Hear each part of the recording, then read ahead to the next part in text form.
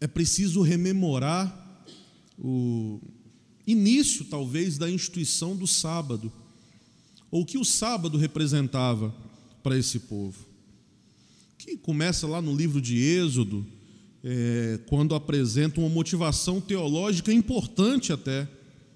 O dia de descanso do homem é o dia de descanso do Deus Criador, conforme o relato de Gênesis. Em Deuteronômio, dá um fundamento social. Nesse dia, todos os judeus descansam, e judeus de diferentes classes sociais.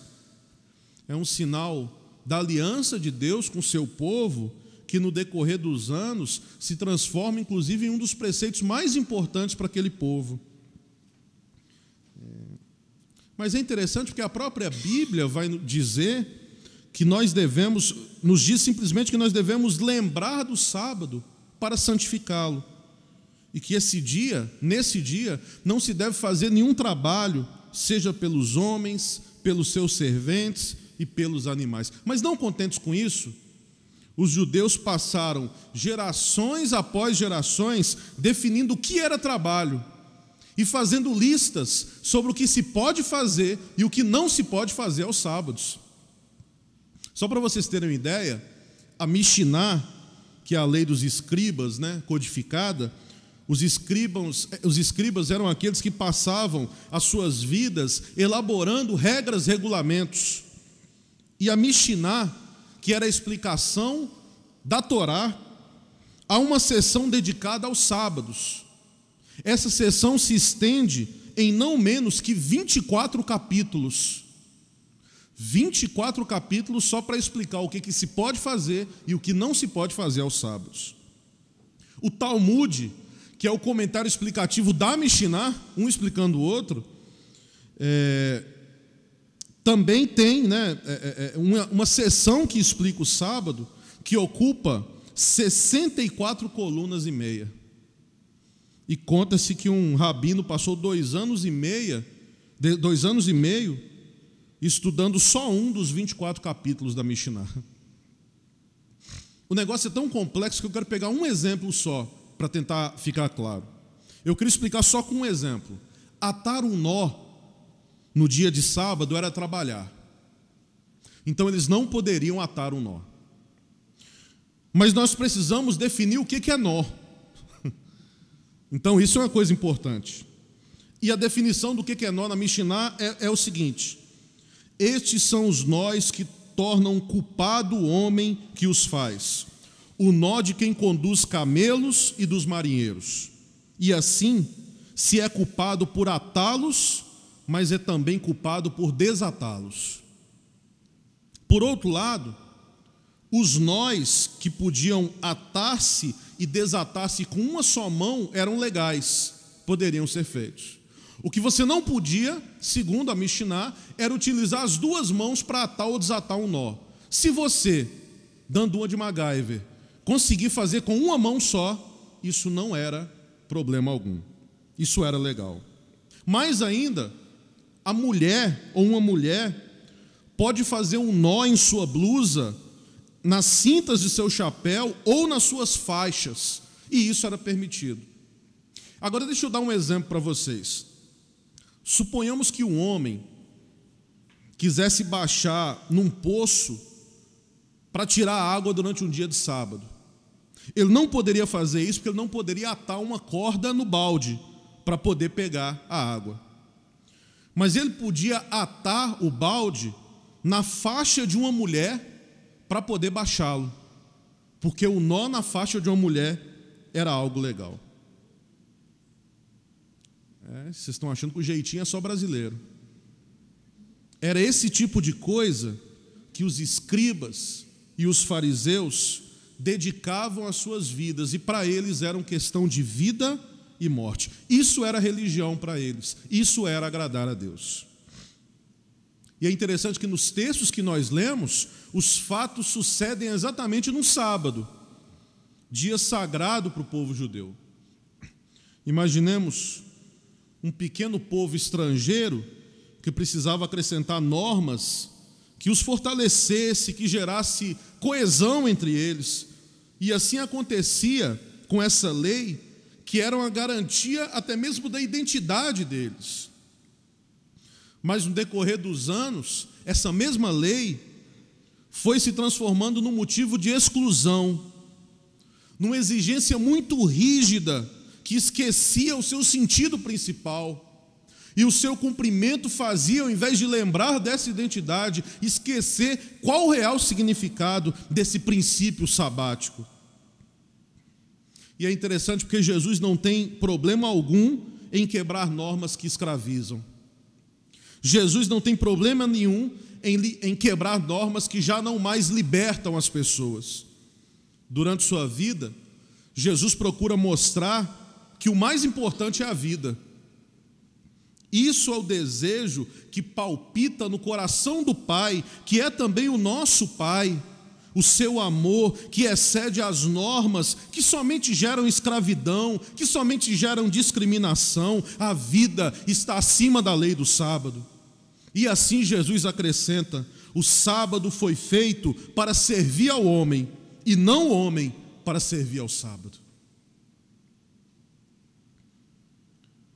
A liberdade e a vida do ser humano estão acima de tudo aquilo que procura escravizá-lo. Toda norma foi estabelecida para ser vivida desde a liberdade. A função da lei é estar a serviço das pessoas e não seu cumprimento, pura e simplesmente.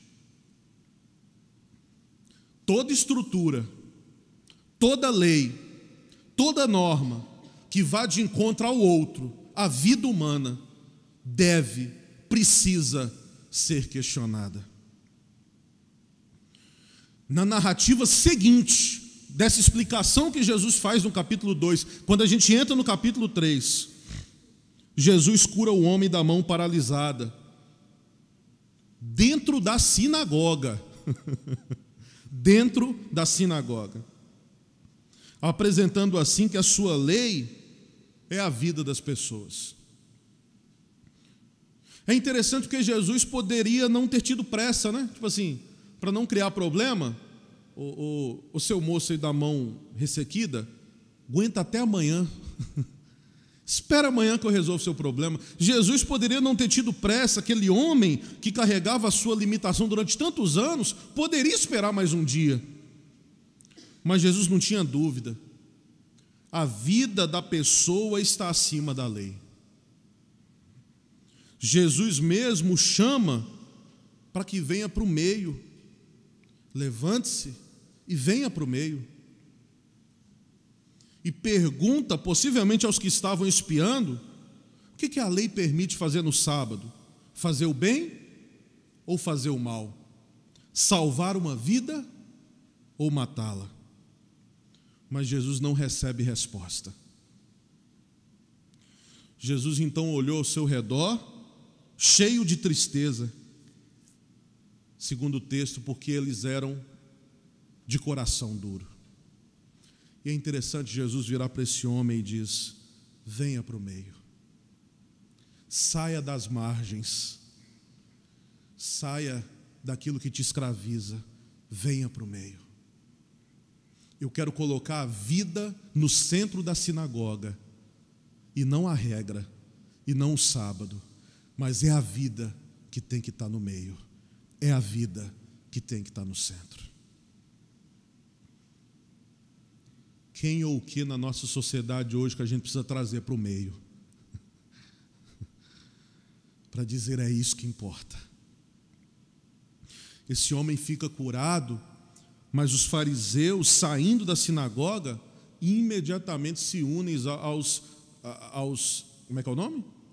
Herodianos, procurando matá-los. A gente tem que matar esse cara. Queridos, os intransigentes sempre criam problema.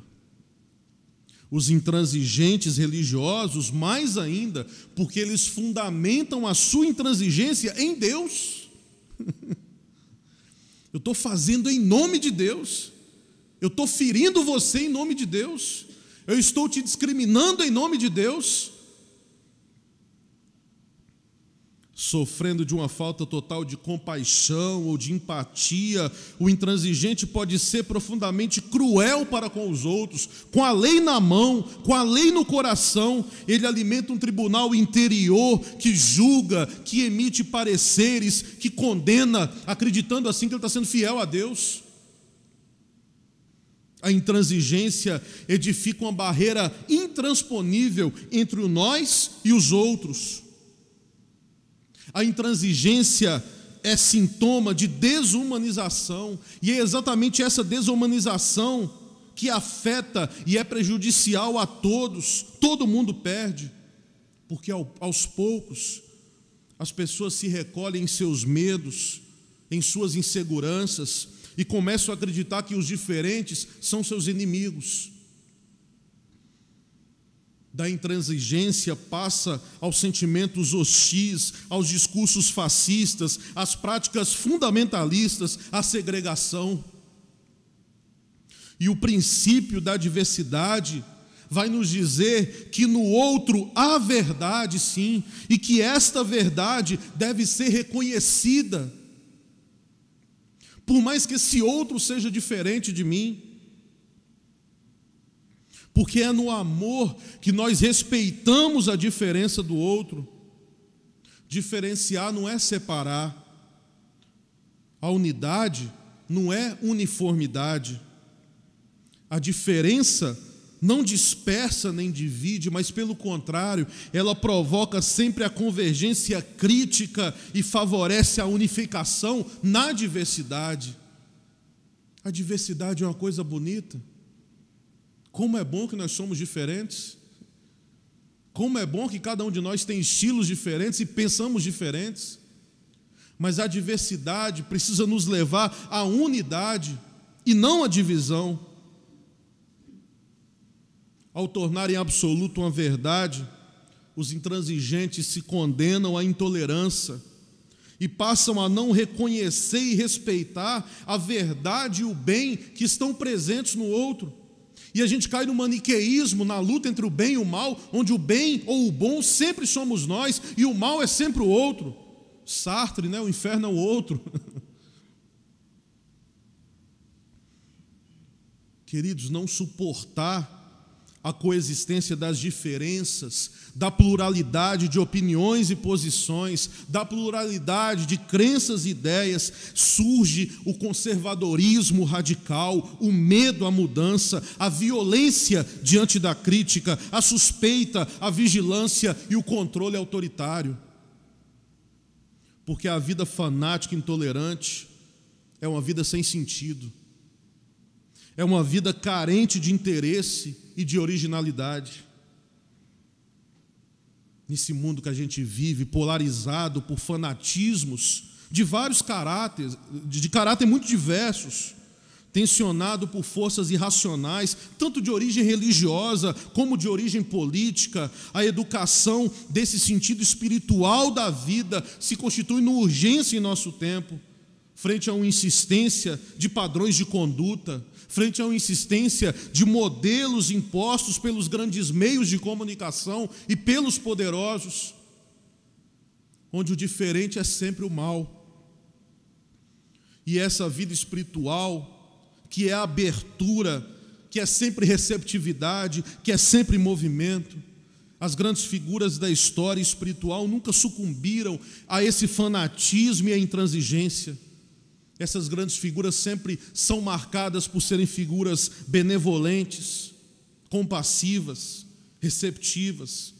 Praticaram diálogo com todos e todas, sem discriminação alguma. Existem muitas divisões entre nós. Existem muitas condenações e violência, tanto verbal como física. Há muitas exclusões, há muita marginalização. E tudo isso, muitas vezes motivado por uma única expressão: ele não é dos nossos. Ele não é dos nossos. Porque não pensa como nós. Nós podemos pensar diferente, mas nem por isso precisamos nos excluir. Nós podemos ter critérios diferentes, mas nem por isso nós precisamos criar muros que nos separam. O diferente não deve excluir ninguém. O diferente pode ser uma fonte, inclusive, de enriquecimento mútuo. O evangelho desse domingo nos revela que o intransigente nunca se põe no lugar do outro. Só ele tem razão. Eu costumo dizer que o pior momento da nossa vida é quando a gente tem razão. Porque quando a gente tem razão, a gente esquece de todas as outras categorias, de todas as outras vertentes, de todas as outras variáveis. Quando eu estou na minha razão, ninguém mexe comigo. E em prol da razão, a gente abre mão da misericórdia, a gente abre mão da tolerância, a gente abre mão do amor. Isso porque o intransigente sempre vai pensar a partir da lei. Ele nunca vai pensar a partir da situação e das necessidades dos outros. E é com isso, e é desta forma, que ele faz um triste favor a Deus. Porque inclusive dá a impressão de que Deus prefere as suas leis ou suas interpretações do que a carência dos outros, do que as necessidades dos outros. O que se deve fazer num sábado? O bem ou o mal?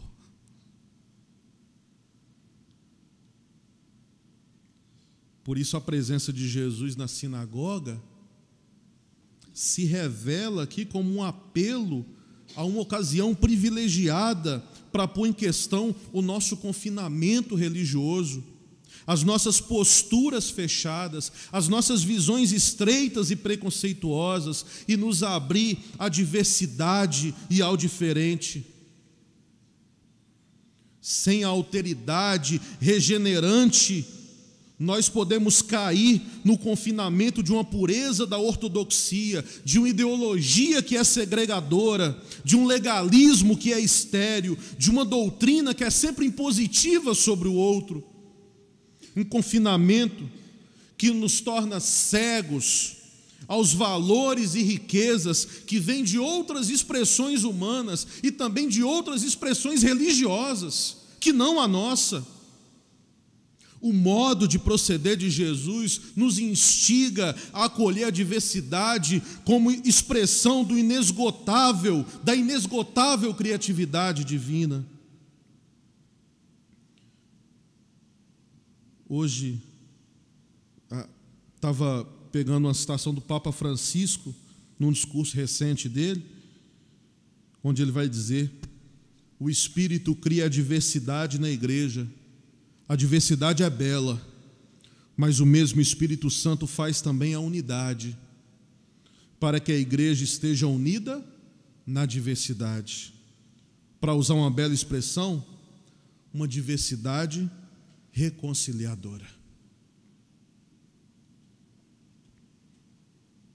Hoje nós somos convidados e convidadas a ter um coração semelhante ao coração de Jesus, a ter uma compaixão pela vida e pela liberdade do outro, e não para escravizar o outro, mas a liberdade do outro acima de tudo. Que a liberdade das pessoas que estão ao nosso redor e sofrem diferentes tipos de escravidão seja um chamado que ecoe em nosso coração com a urgência que tem. O sábado não é mais importante que você. A lei e a regra não é mais importante que você. A estrutura não tem mais valor que você. Que o Senhor nos abençoe. Amém.